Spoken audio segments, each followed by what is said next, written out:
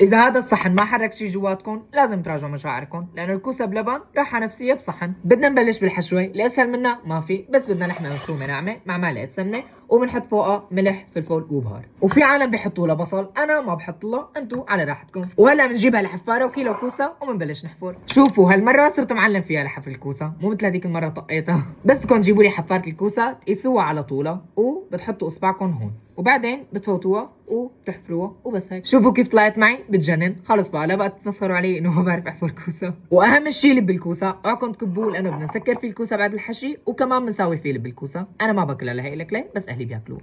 وهلا بدنا نساوي اللبن، كيلو ونص لبن عليهم معلقتين نشا، ملح وكاسه مي.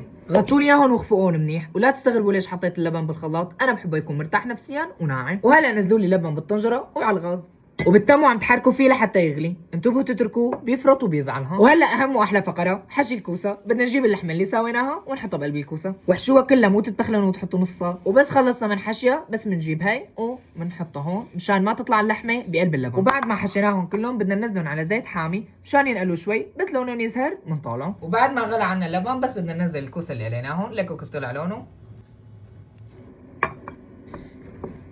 خلص بقى حسموا الامر، عن جد ما عاد في اطيب من هيك. ان شاء الله يا رب صيام مقبول، ذنب مغفور، طاعه مقبوله، وافطار شهي. بحبكم كثير كثير، بشوفكم بالفيديو الجاي. باي باي.